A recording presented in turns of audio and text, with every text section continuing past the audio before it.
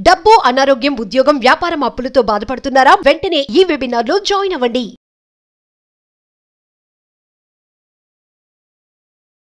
నమస్తే, welcome to Suman TV. ప్రస్తుతం మనతో పాటు లా ఆఫ్ అట్రాక్షన్, మనీ ఇంకా లైఫ్ స్కిల్స్ కోచ్ అయిన డాక్టర్ బ్రహ్మశ్రీ జేకేఆర్ గారు ఉన్నారు. వీరితో ఈరోజు కొన్ని విషయాల గురించి మనం డిస్కస్ చేద్దాం.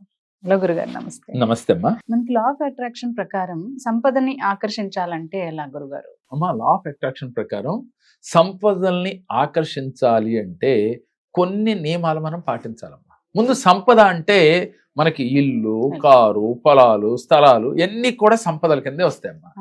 ప్రతి మనిషి కూడా డబ్బును సంపాదించిన తర్వాత మనం సంపదలు కూడబెట్టుకోవాలి. డబ్బు వచ్చిన తర్వాత సంపదలుగా మార్చుకోవాలి. అందరూ చేసేది అదే. అయితే ఈ సంపదలు రావాలి అంటే ముందు మనం లా ఆఫ్ అట్రాక్షన్ ప్రకారం మనం కొన్ని నియమాలు పాటించాలి. ఏమిటి అనంటే, ముందుగా మీరు పాజిటివ్గా ఆలోచించడం నేర్చుకోవాలి. నాకేమీ లేదు, ఎదుటి వాడికి చాలా ఆస్తులు ఈజీగా వస్తున్నాయి, నాకే రావటం లేదు అని ఫీల్ అవ్వకూడదు. ఎప్పుడు ఉన్నవారిని చూసి చాలా కష్టపడుతున్నందుకు వస్తుందా లేకపోతే ఈజీగా వస్తుందా అనేది పక్కన పెట్టి చాలా ఉన్నతంగా ఎదిగినందుకు సంతోషపడుతూ ఉండాలంట. అంటే ఒక ఉన్నవాడిని చూసి వాడి వెనకాల ఉన్న మైనస్ని వెతకూడదు. ఎతికాము అంటే వీడికి సంపదలు అంటే ఇష్టం లేదేమో అని చెప్పి మనకు సంపదలు రావు అని చెప్తుంది law of attraction.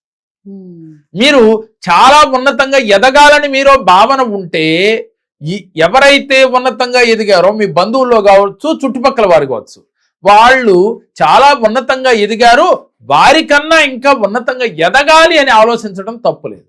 First of all మనం సంపదలు కూడపెట్టాలన్నా, డబ్బు సంపాదించాలన్నా మనలో ఈ భావన క్రియేట్ చేసుకోవాలి. తెల్లవారుజాముని నిద్ర లేవాలి. కోటీశ్వరులందరూ కూడా వాళ్ళ సీక్రెట్ ఏంటంటేనమ్మా, అమృత గడియల్లో నిద్ర లేచి ముందుగా ఒక పావు గంటో అరగంటో ధ్యానం చేయటమే. వాళ్ళ మనస్సుని వారు కమాండ్ చేయగల శక్తిని సంపాదించుకుంటారన్నమాట. అంటే మీ మనసు మీ మాట వినేట్టుగా చేసుకుంటే డబ్బు వస్తుంది, డబ్బుతో పాటు సంపదలు వస్తాయి.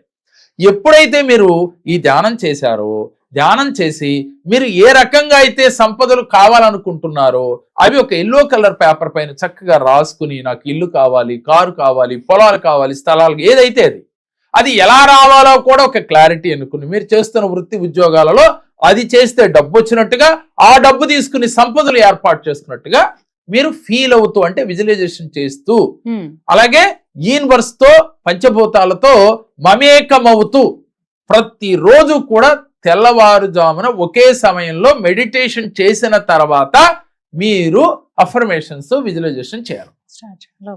ఇలా క్రమం తప్పకుండా ఎవరైతే చేస్తారో సంపదలు వాటందటికి అవే మనం కోరుకున్నట్లుగా వచ్చి తీరుతాయి.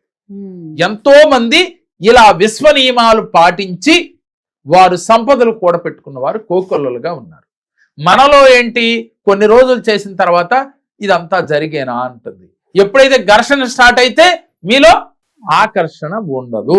ఆకర్షణ లేకపోతే సంపదలు మీరు కోరుకున్నవి రావు.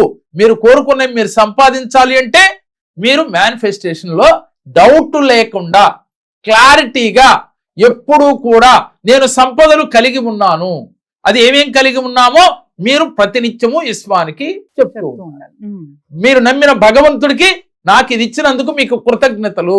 యూనివర్స్ కి, భగవంతుడికి, ఏంజల్ దేవతలకి, పంచభూతాలకి ప్రతి సెకను కృతజ్ఞతలు చెప్తూ ఉండాలి. రెండవది, మన ఇంట్లో పనిచేసే పని వారితో సహా ఏ మాత్రం వాళ్ళతో చిన్న సహాయం పొందినా, డబ్బులు ఇచ్చినప్పటికీ కూడా కృతజ్ఞతాభావం కలిగి ఉండాలమ్మా.